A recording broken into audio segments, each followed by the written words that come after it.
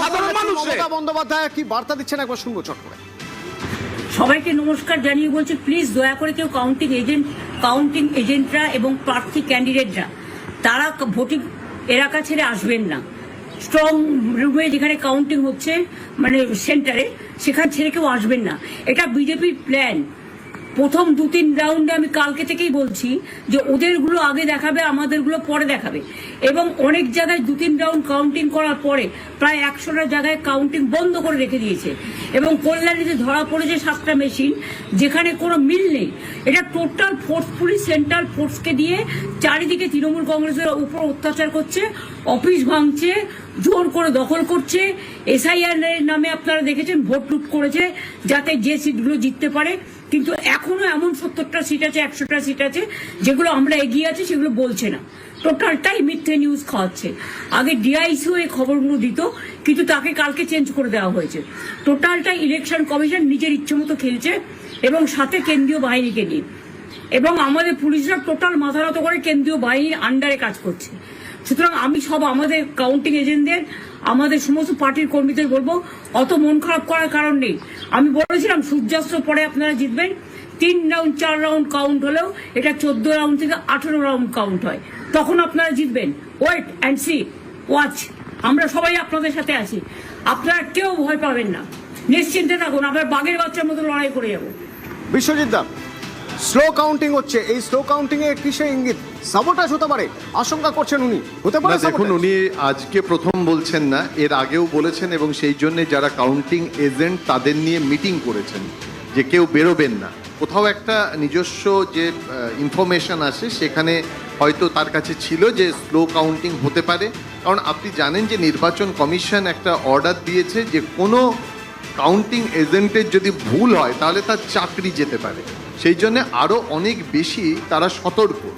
এবং যখন থেকে আগে তো আপনি জানেন যে ব্যালটে যখন ভোট হতো সারা রাত চলে যেত, পরের দিন চলে যেত। এবং এখন কি হয়, অনেক তাড়াতাড়ি আমরা রেজাল্ট পেয়ে অভ্যস্ত হই।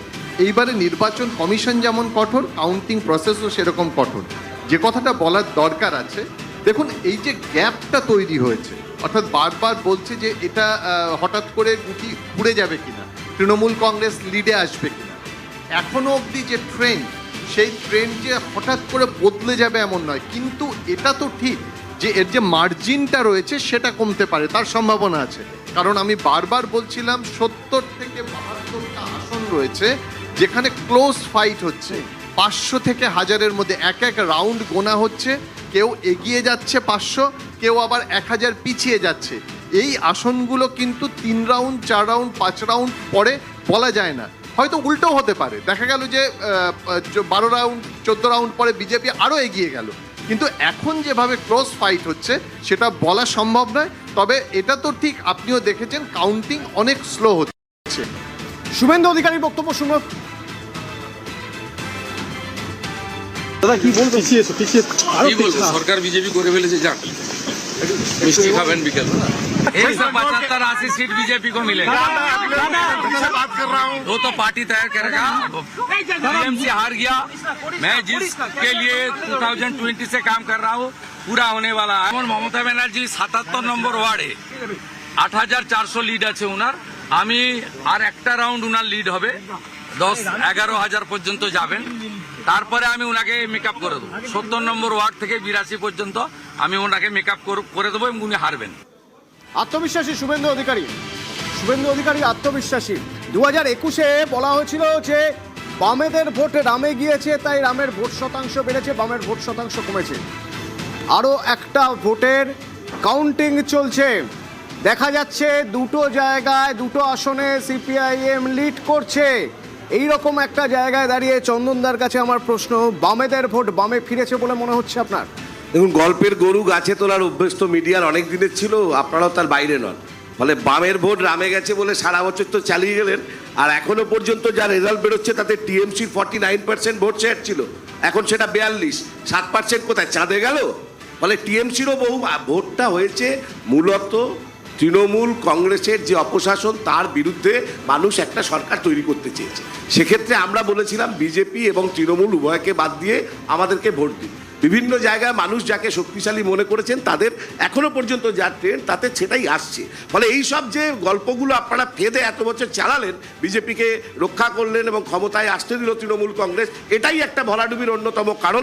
আপনাকে দেখাচ্ছি 49 থেকে 42% হয়েছে বিজেপি তৃণমূলের ভোট। তাহলে তৃণমূলের কিছু মানুষ তো বিজেপিকে ভোট দিচ্ছেন, কারণ তারাও চাইছেন না তৃণমূল সমর্থক থেকেও যে তৃণমূল থাকুক, তৃণমূল চলে যাক, এটাই চাইছেন।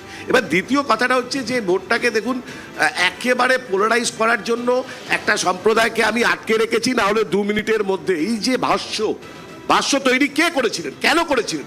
পশ্চিমবাংলায় ইতিমধ্যে কোনোদিন রাজনৈতিক নির্বাচনের আগে চাকরি, রুজি, কারখানা এগুলো ছিল ইস্যু। এটাকে নিয়ে গিয়ে মন্দির, মসজিদ 2 মিনিটের জন্য ওদের আটকে রেখেছি, তাই এসব বলার দরকার কি ছিল? ফলে মানুষ সবটা বিবেচনা করে ঠিক করেছেন যে এই সরকারকে সরাতে হবে। সরকারকে সরাতে গিয়ে কোনো জায়গাতে মানুষ যাদেরকে সামনে পেয়েছেন বলে মনে হয়েছে তারা শক্তিশালী কতটা কি না, অর্গানাইজেশন ইত্যাদি অনেক প্রশ্ন আছে, তাদের রাজনীতি নিয়েও আমাদের অনেক প্রশ্ন আছে, কিন্তু তারা তাদের ভোট দিয়েছে। ফলে এক্ষেত্রে এই পুরনো গল্পটা প্লিজ দয়া করে বন্ধ করুন।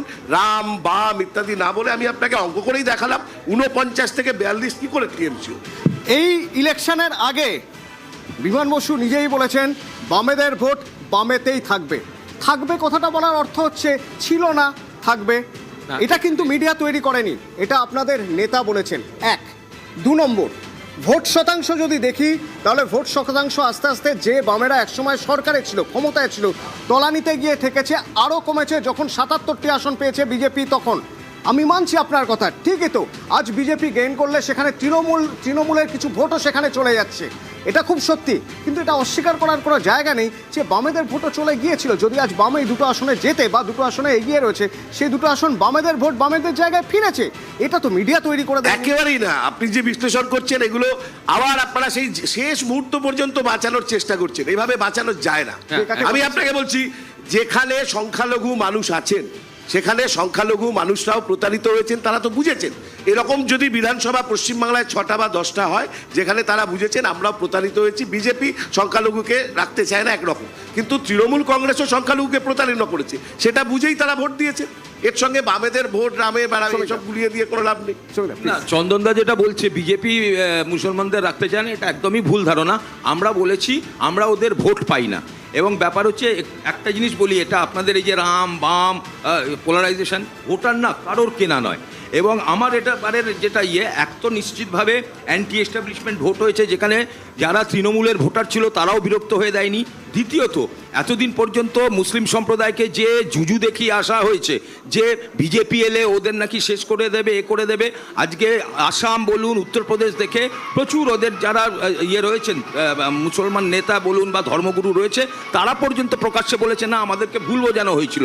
এই যে লোকে এতদিন ভয় একটা আঁকড়ে ধরেছিল, ওই যেরকম মানুষ যখন ডুবন্ত হয় একটা খড়কুটো ধরে থাকে, সেইভাবে তৃণমূলকে ধরেছিল।